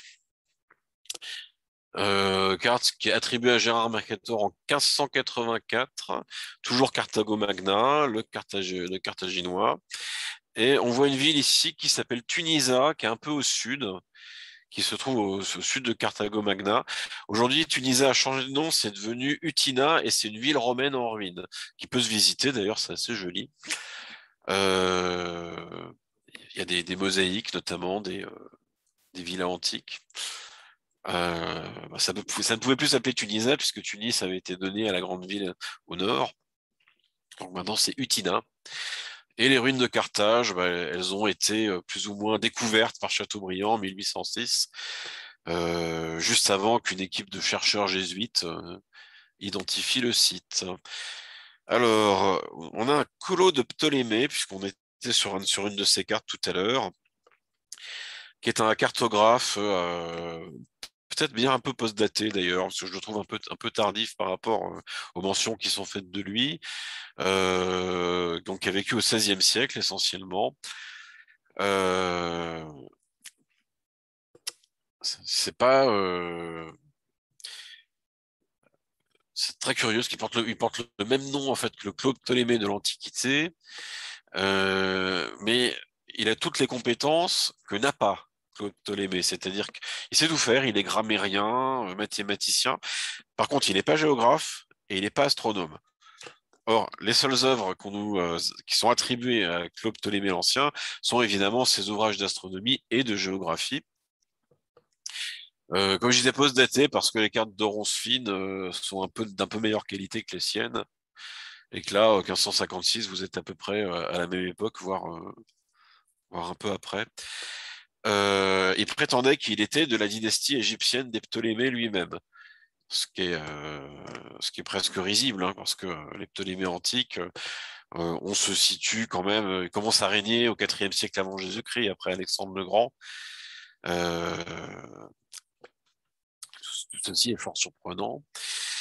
La bataille de Lépante, qui a lieu en 1571, les flottes européennes contre les Ottomans sont totalement identiques à la bataille d'Actium, qui a eu lieu entre Rome, les navires d'Octave à Rome, et les navires de Marc-Antoine pour l'Égypte. C'est exactement au même endroit, hein. Je veux dire, Actium et Lépante, c'est la même ville, pour ainsi dire. Il y a un Marc-Antoine dans les deux histoires. Antique, Marc-Antoine est défait par Octave. Et dans l'histoire de 1571, eh ben Marc-Antonio Colonna, il est vainqueur. Là, vous avez une magnifique galéasse vénitienne du XVIe siècle, qui faisait partie des bateaux engagés dans la bataille. C'est exactement foutu comme galère antique, hein. Vous avez des voiles, enfin, qui n'ont pas été ici, mais il y a des fils pour les hisser. Et vous avez également une petite rangée de rames, il n'y en a pas trois, comme je vous dis, qui leur permet d'avancer. C'est donc exactement la même chose qu'une galère antique. D'ailleurs, en anglais, c'est le même mot, hein, je crois qu'on dit galaise dans les deux cas. On dit qu'il y avait aussi des galions, tu vois, un peu comme les galions de la flotte espagnole du XVIe siècle, sauf qu'on ne nous les montre jamais. Ils ne sont présents sous aucune lithographie. La raison étant que les vrais galions sont plus tardifs. On commence à en voir à la toute fin du XVIIe siècle. Ici, vous avez l'Étrurie sur une carte du XVIe siècle. L'Étrurie, c'est un pays qui existe avant Rome, hein. Rome est fondée en 753 avant Jésus-Christ par des rois étrusques. Et là, ce qui est un peu étonnant, c'est que le nord est médiéval, puisqu'on trouve la ville de Florence, on trouve la ville de Sienne notamment. Et au sud, on trouve les villes antiques, enfin pas loin de Rome, qui correspondent à l'Étrurie telle que nous connaissons, avec notamment la ville de Car, la ville de Veille, le Népète, qui est bien connu des auteurs romains.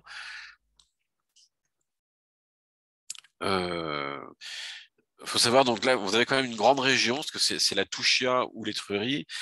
La Toscane moderne ne contient plus la partie sud, c'est-à-dire que maintenant c'est uniquement le nord, avec donc Sienne et Florence. Et l'Étrurie, en fait, est vraiment limitée à la partie sud. Parfois, on appelle aussi cette Étrurie antique l'Albanie, ce qui fait faire aussi des grosses confusions. Alors, les voisins sont également les voisins de l'Antiquité, hein. On trouve l'Ombrie, donc la population des Ombres, les Latins, les Sabins, qui ont affronté ou collaboré avec les rois de Rome dans les textes sur la fondation de Rome.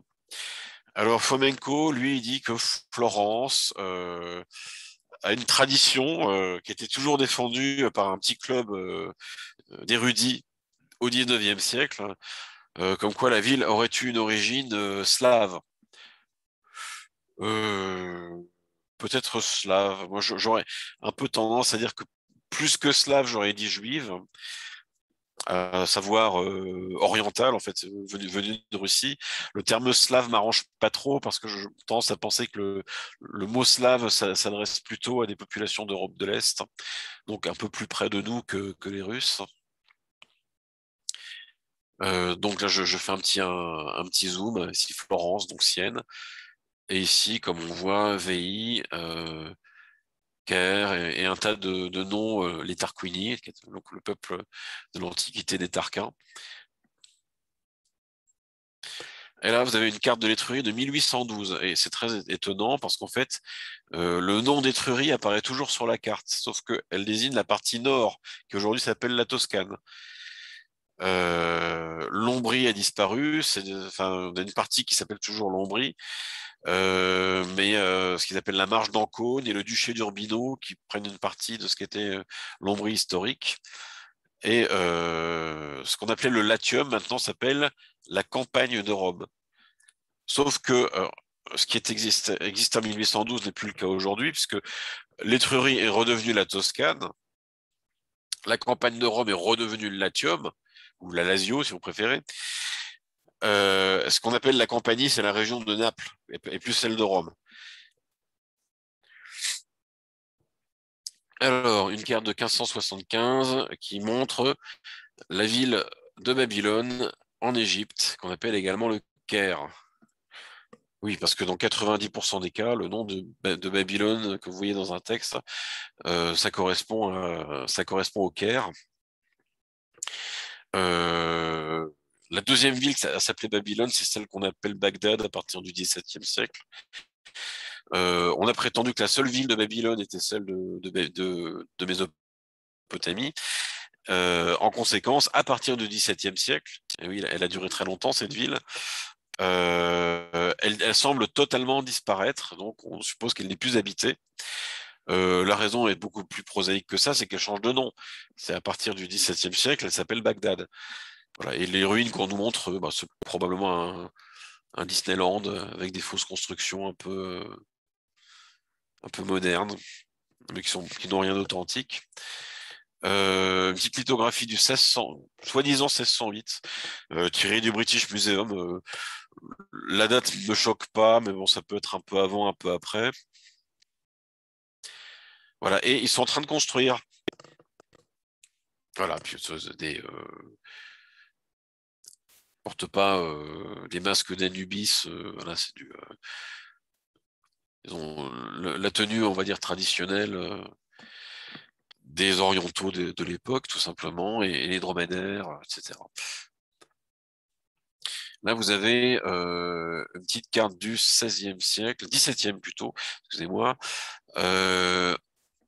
Orbis Romanus, donc le monde romain, Seu Divisio Romani Imperi, où la division de l'Empire romain est Distributio Utriusque Imperi, la distribution des deux empires, donc celui de l'Ouest et de l'Est, que vous voyez donc avec la césure au milieu.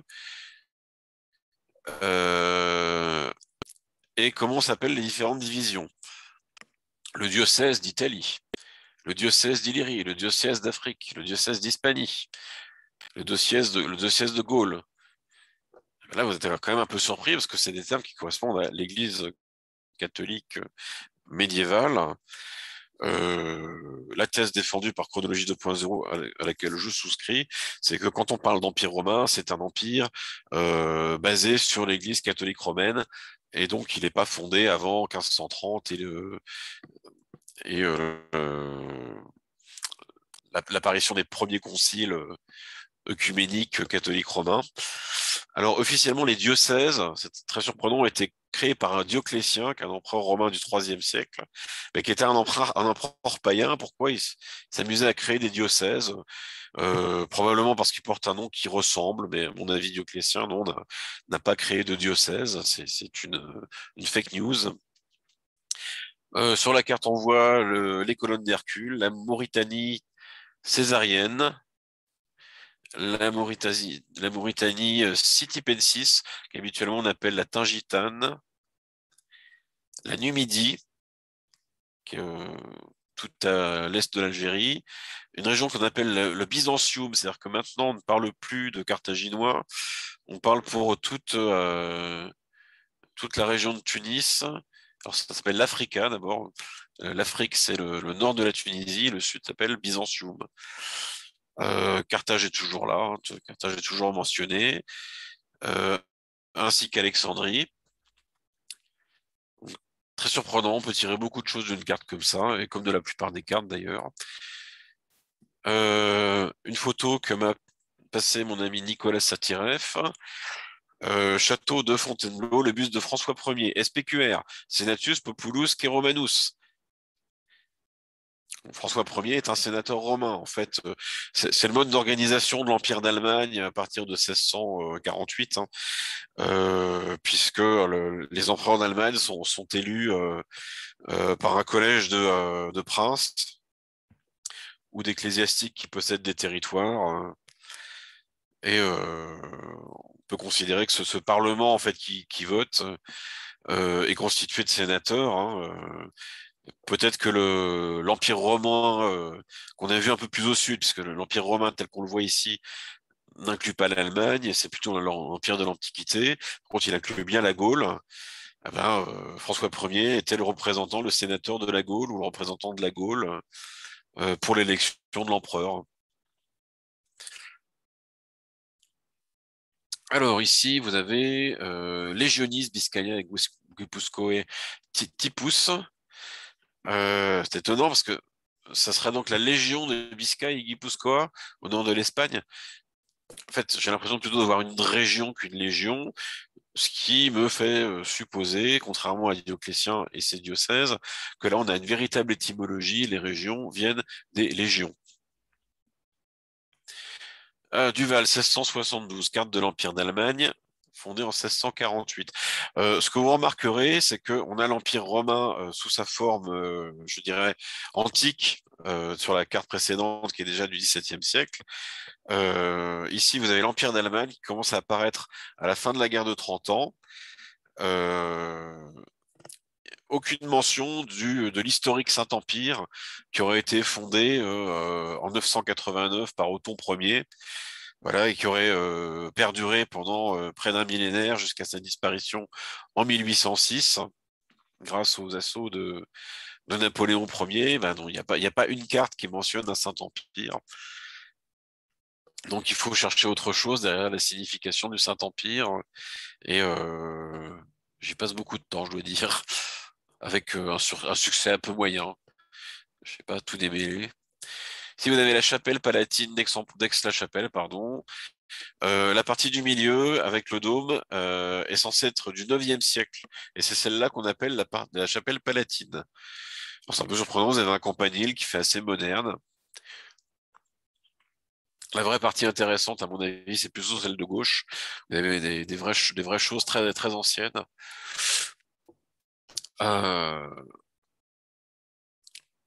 Voilà, ici, musée Charlemagne à Aix-la-Chapelle, lithographie Saint-Charlemagne, empereur des Romains, roi des Gaulois.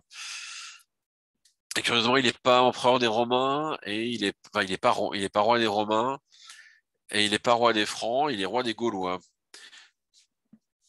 Donc, rappelez que Charles Quint, c'est d'abord, Charlemagne, par contre, c'est d'abord un Français, euh, pas un Franc, puisque bien qu'il vive après Clovis, il est toujours roi des Gaulois. En tout cas, on a beaucoup tendance à nous dire que c'est un empereur germanique qui a été roi d'Espagne, mais visiblement, il est très français quand même. Il n'y a pas de dôme à la chapelle palatine, pardon, sur la représentation. Le clocher est gothique en pointe, alors que la lithographie est du XVIIe, hein. Vous avez des tableaux qui disent un peu la même chose. Censé être de 1576, on l'appelle à l'époque l'église Sainte-Marie.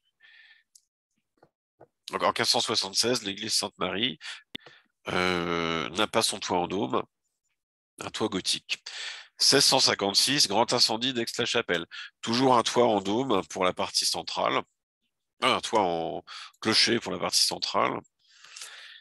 Et 1711, lithographie, là, on a le fameux dôme avec le campanile par-dessus. Également au centre Charlemagne avec Aix-la-Chapelle, 1818, vue dans l'ambulatoire supérieur de la cathédrale baroque. Alors, comme vous voyez bien, ce ne sont pas des fresques byzantines, ce sont des fresques baroques en 1818. Ce qui nous fait dire que les fresques byzantines, en réalité, sont postérieures à 1818. Et là, en fait, vous les mettez un peu échec et mat parce que il y a eu cette critique effectivement sur le dôme que j'avais mis en ligne il y a quelques années. Et très rapidement après, j'ai découvert que la page Wikipédia avait été changée. Il nous avait dit que finalement, oui, le dôme a certes été changé en 1711 à cause de l'incendie, mais les fresques, elles sont bien du 9e siècle. Elles sont authentiquement de l'époque de Charlemagne. Sauf que, comme vous voyez là, euh, les fresques, même les fresques sont plus tardives que le dôme, puisqu'elles ont été changées au 19e siècle. Erasme de Rotterdam. Alors, ce qu'on sait, c'est que Erasme, en 1516, a traduit le Nouveau Testament de Jérôme, qui était écrit en latin, en grec, en s'aidant des manuscrits grecs originels. Alors déjà, moi, je ne comprends pas pourquoi il ne se contente pas d'utiliser les manuscrits grecs originels, qui sont certainement les meilleurs, puisqu'ils sont déjà là. Pourquoi traduire, mal traduire, si c'est pour réutiliser les textes d'origine? J'ai beaucoup de mal avec le fait qu'on l'appelle Didier Erasme, comme quoi ce serait Erasme, ce serait un nom de famille. En fait, Erasme, c'est son prénom. Et comme vous le voyez ici, il se fait d'ailleurs pas appeler Erasme, mais Gérasmi. Erasme, c'est Jérôme. Erasme ou Luther, ce ne sont pas des noms de famille, ce sont des prénoms. Alors, il nous est dit que Jérôme de Stridon, alors que Erasme est de Rotterdam, a traduit en latin une Bible complète. Mais le problème, c'est que la Bible complète de Jérôme, elle est comme la Vulgate latine de Jean Hardouin, elle est totalement introuvable. On pense qu'elle existait. Erasme, lui, il n'a traduit qu'un Nouveau Testament, il n'a pas fait de Bible, sauf qu'on nous dit qu'il l'a traduit en grec, sauf que, comme vous voyez, il l'a écrit en latin. Donc, manipulation à tous les niveaux, il a en fait utilisé des manuscrits grecs originels pour les traduire en latin, et ça s'arrête là. Donc là, vous avez une lithographie de Antoine Lafrérie de 1575, qui donc les 7 églises importantes de Rome. Vous n'avez pas le Panthéon, surprenant, et vous avez un Saint-Pierre qui est très bizarre, qui n'est pas du tout foutu comme l'actuel, hein.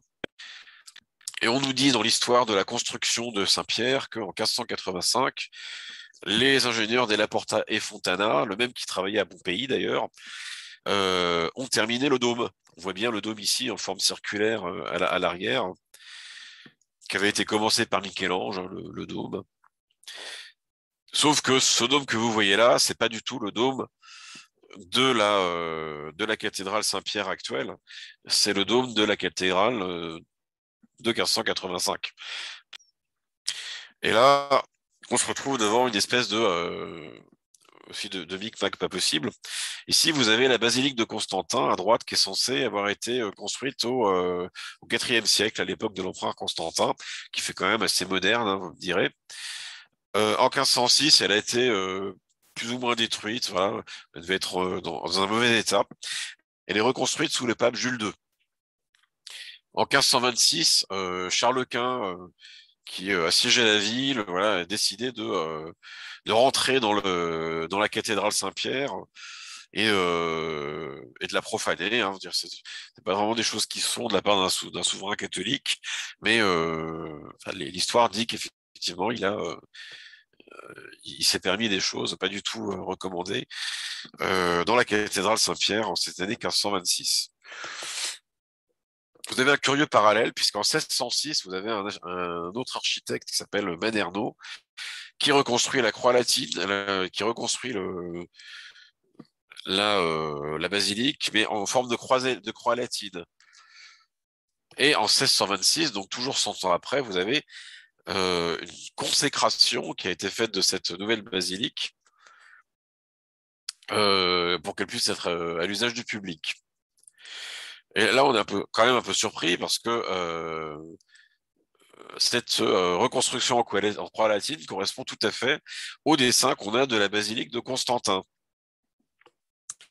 Donc mon idée, c'est qu'à l'origine, le temple qui est construit en 1506, c'est celui-là, avec le dôme circulaire.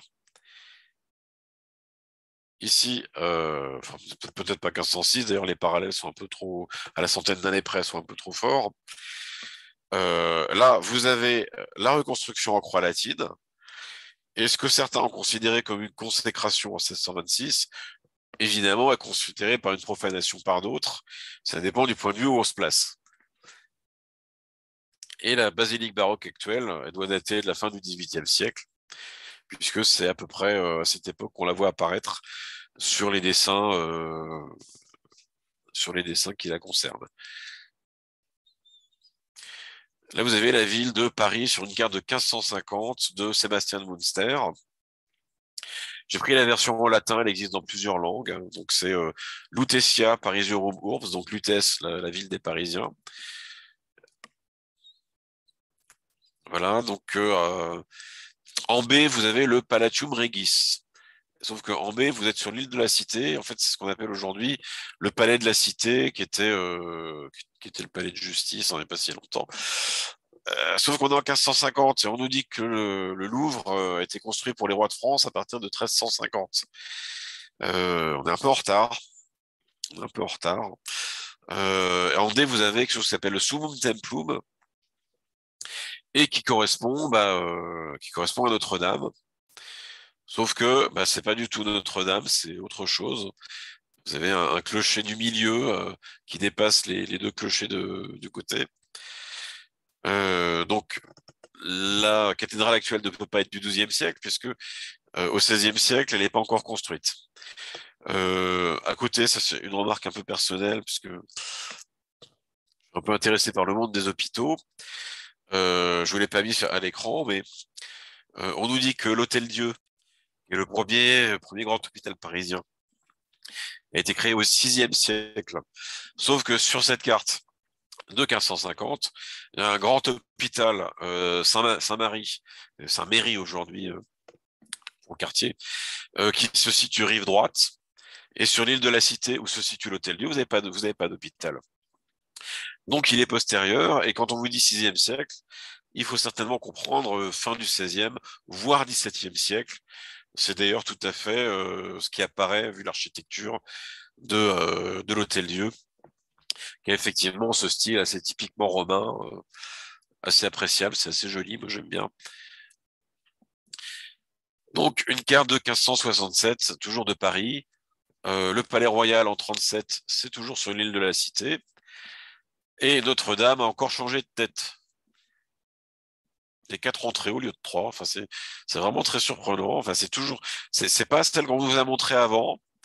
Peut-être comme elle était un peu simple, on va considérer qu'elle était stylisée et que là on a quelque chose qui s'approche plus de ce qu'elle était à l'époque.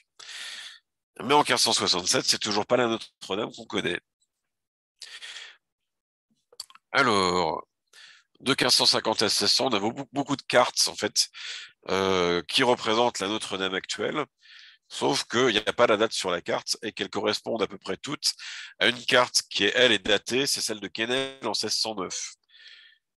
Ce qui, moi, me ferait dire que Notre-Dame aurait été construite entre 1567, à l'époque où on voit une église comme celle-ci, et 1609, où elle s'est transformée en la nouvelle église que nous connaissons.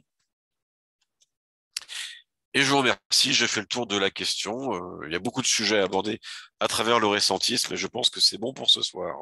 En toute sincérité, Didier, je pense que en une heure et demie de conférence, oui, c'est bon pour ce soir. Je pense qu'on en a plein la tête. Je crois que j'ai jamais vu une conférence avec autant de détails et de travail fait de la part d'un intervenant. Je te remercie beaucoup. Alors, c'est quand même une théorie qui retourne la tête, pour tout te dire, qui retourne la tête parce qu'à la fois on se dit, bien sûr c'est probable parce que on s'aperçoit, moi j'ai eu vent par exemple que il y a des il y a des archéologues, des historiens, des choses comme, des gens comme ça qui, au 19e siècle, au 20e siècle, voire même plus récemment, ont inventé des choses. Hein. Je pense à la cité minoenne, pardon, qui a priori n'a jamais existé en Grèce. Hein. C'est un archéologue qui avait été, je ne connais pas trop bien l'histoire, mais qui avait été dépêché sur une île grecque et qui, comme il trouvait rien, il a embauché des maçons, puis il a inventé des, des ruines. Je pense au pays, euh, le Honduras, si j'ai bonne mémoire, ou le Salvador. Je crois que c'est le Honduras qui a, qui a fait reconstruire une pyramide Inca, soi-disant Inca, à un endroit beaucoup plus touristique. Je pense aussi au brontosaure qui, a priori, quand on a mon âge, on a appris à l'école l'histoire des dinosaures, etc. Et le brontosaure, c'était le plus grand, qui mangeait de l'herbe, etc. Et aujourd'hui, on sait que ça a été une fake news, etc. Bon, en tout cas, on s'aperçoit que dans l'histoire, il y a beaucoup de fake news, beaucoup, beaucoup. Notamment parce que sans doute, dans des siècles antérieurs,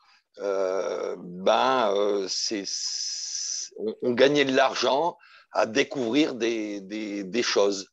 Donc peut-être ça a participé à, à ce que certaines personnes aient envie de construire des fausses découvertes, etc. Euh, moi, je vois tout le travail que tu as fait d'archivage, de recherche concernant les vieilles cartes, euh, les doublons dans l'histoire, etc. On est en droit de se poser la question. Et aujourd'hui, je ne suis pas très étonné. Si aujourd'hui, j'apprenais de façon officielle, alors je dis de façon officielle parce que entre nous, c'est pas que j'y crois à moitié, c'est que en réalité, j'espère ne pas y croire. C'est presque de cet ordre-là, de l'ordre du déni. On nous aurait menti à ce point, quoi. Tu vois. D'ailleurs, j'avais envie de te poser la question, Didier, comment on fait pour vivre et être un être humain accepté de notre société aujourd'hui, avec tout ce que tu as découvert. Comment tu fais, toi, intellectuellement? Non, mais je te rassure, tout le monde s'en fout. Hein. On est à une époque de loisirs où les gens cherchent des loisirs et des distractions. Euh, Même, je dirais, leur culture de base, ils y sont de moins en moins attachés. C'est-à-dire qu'on peut un peu leur imposer n'importe quoi et leur dire que c'est leur culture, qui va remplacer l'ancienne, qui est devenue obsolète ou qui avait des défauts, était patriarcat, était peut-être raciste ou je ne sais quoi. Voilà, mais c'est très facile de faire de l'ingénierie sociale. On a quand même de grands spécialistes qui sont aux manettes aujourd'hui. Moi, je tendance à penser qu'on peut imposer aujourd'hui à peu près n'importe quoi aux gens. Hein. C'est un constat un peu cruel. Je dirais dans les temps anciens, euh, les gens s'en foutaient aussi, mais parce qu'ils étaient surtout occupés à bouffer, à chercher à bouffer. Et on va dire dans la survie au quotidien. Mais si c'était venu à perturber justement cet équilibre qu'ils avaient réussi à atteindre, là, ils pouvaient devenir vraiment un peu agressifs. Je pense pas que tu remettais comme ça en cause les pratiques religieuses au milieu du 19e siècle sans te mettre la population à dos. Aujourd'hui, c'est plus trop gênant, hein, je dirais. Les gens ne savent même plus d'ailleurs ce qui est dans la doctrine et ce qui est hérétique. J'en sais pas forcément beaucoup plus qu'eux d'ailleurs. Quand on se plonge dans les textes, on est parfois un peu surpris. C'est qu'on se rend compte que déjà tous les textes de l'évangile, des évangiles se contredisent. Matthieu écrit contre Marc, Jean écrit contre Marc et Matthieu. Les épîtres de Paul contredisent ceux de Pierre. Ça c'est assez prodigieux. Et en fait, on se rend compte que c'est une compile de gens qui représentaient des groupes différents, qu'on a cherché un peu à faire cohabiter les uns avec les autres. Euh, si on n'est pas attentif, on ne sait pas, on ne sait pas qui pensait quoi. Faut savoir que Matthieu, par exemple, il estimait qu'il était indispensable de suivre la loi juive et de se faire circoncire quand on était un homme. C'est pas dans la doctrine catholique romaine, et pourtant l'évangile de Matthieu, il est dans le Nouveau Testament. Il y a des choses aussi très, très surprenantes qui sont entièrement tirées des doctrines johannites, mais que vous trouvez pas chez Marc, comme la résurrection des corps, par exemple. C'est une doctrine qui vient de Jean. Marc n'a jamais promis ce genre de choses-là. Et aujourd'hui, je ne sais pas qui parmi les catholiques sait qu'il est en train de réciter une doctrine johannite quand il dit je crois à la résurrection des corps. Parce que c'est des choses qui se disent en liturgie. Et selon les passages, d'ailleurs, certains éléments de la messe sont plutôt pris à Marc, plutôt pris à Jean. Ils se contredisent un petit peu entre eux. C'est très, très amusant de faire le parallèle. Ça mériterait d'ailleurs certainement de faire une vidéo à part. Moi, je te remercie de tout le travail que tu as fait. J'invite tous les éventuels détracteurs, parce que j'imagine et j'espère même qu'il pourrait y en avoir. Je fais partie des gens qui ont envie de savoir, tout simplement, et qui, pour le coup, se disent, ton discours est un discours à écouter. Et Oui, non, mais aussi s'ils disent à ça, c'est pas des entendre. détracteurs. Je sûr que les détracteurs, c'est des zététiciens de base, dans le mauvais Non, sens mais du terme. je parle pas de cela, Didier. Je parle pas de cela. Tu sais, on est une époque où il y a beaucoup de gens qui sont contre parce qu'ils sont juste pas pour. Euh, Oui, donc non, à mais partir de là, des gens, moyennement, je dirais, moyennement formés d'un point de vue, je veux dire, connaissance sur le sujet, s'estiment fondés pour partir l'arme au clair, pour tailler dans les prétentions de ces imbéciles qui prétendent refaire l'histoire et toute une discipline. En général, malheureusement, il n'y a pas beaucoup d'arguments pertinents. Disons qu'ils sont plutôt dans l'idée de renverser la charge de la preuve, c'est-à-dire qu'ils te demandent de répondre à absolument toutes les micro-histoires qui pourraient dénicher sur n'importe quel sujet et de refaire la reconstruction devant leurs yeux. Et quand je réponds, je suis désolé, moi je ne travaille que sur les sujets que j'ai choisis et on n'est pas en mesure de répondre à toutes les informations qui ont été produites par tous les groupes locaux qui s'y attelaient. Que je suis assez d'accord finalement avec des programmations historiques. Il y a certainement effectivement des groupes d'historiens locaux qui se sont attelés à faire en sorte que l'histoire locale arrive à s'arranger plus ou moins avec l'histoire globale pour la faire suffisamment longue. finalement, on s'aperçoit que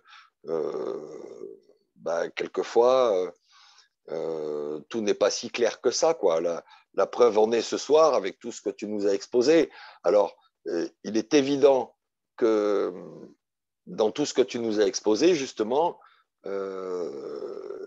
il faudrait faire une pause sur chaque slide que tu nous as proposé pour fouiller à chaque fois, écouter ce que tu dis, aller voir sur Internet. Aujourd'hui, c'est un des meilleurs endroits pour trouver les choses, et puis essayer d'apporter, De pourquoi moins en pas, moins Internet, hein. Pardon? Internet, on trouve de moins en moins. J'avoue qu'il y a des choses qui finissent par disparaître. Donc, stockez bien. Si vous avez des bonnes vidéos ou des bonnes lithos, des bonnes cartes d'antiquité ou de l'époque Renaissance qui vous semblent intéressantes, vous les gardez, vous téléchargez, vous mettez ça dans un coin de votre ordi. Ça peut toujours servir. Vous n'êtes pas sûr de Alors, les retrouver par la suite. bref, en tout cas, sur Internet, c'est sûr qu'aujourd'hui, on donne accès à des gens qui sont surpuissants de un jour pouvoir appuyer sur un bouton et puis effacer l'histoire de l'humanité. Et à ce moment-là, qu'est-ce qui reste? Une, voire deux, éventuellement trois générations pour changer complètement l'histoire de l'humanité. Ouais, je Et suis d'accord. c'est peut-être un petit peu ce qui s'est passé du temps des livres, hein, quand on a brûlé des livres au maximum. Et puis, comme tu disais si bien, 99% de la population, il y a 300 ans, se foutait complètement de savoir si on était issu des Mérovingiens, des Romains ou des Turcs. Ils n'avaient qu'une ambition, c'est de bouffer tous les jours, quoi. Il y a une Donc, fraction, il y a une fraction d'intellectuels. Je veux dire, ils n'avaient pas la télé, donc ils avaient que les bouquins pour s'occuper, certainement, pour ceux, ou la gaudriole, je ne sais pas.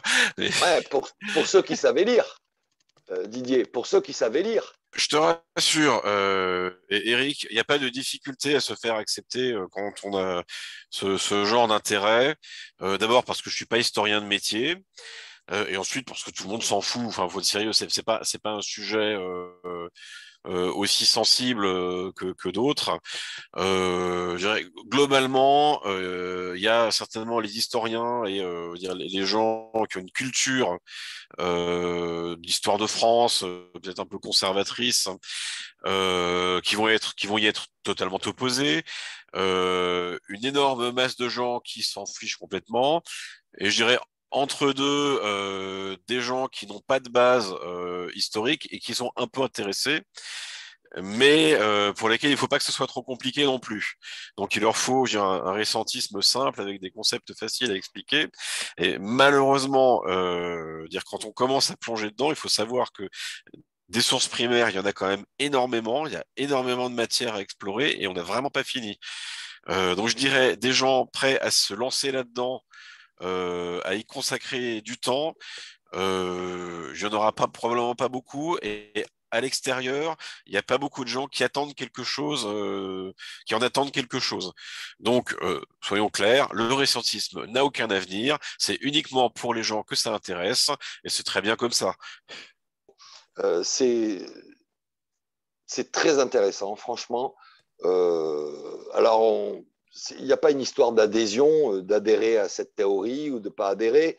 Tu es là pour poser des questions. Nous, on est là pour t'accueillir et poser des questions aussi, hein. Ça fait partie de notre du challenge qu'on s'est donné avec l'association Les Padipati. Je te remercie vivement de ton intervention ce soir et j'espère que ça aura un intérêt pour beaucoup de monde, un maximum de monde. Voilà. Écoute, je te remercie. Et écoute, je remercie l'association sur les Padipati de cette invitation.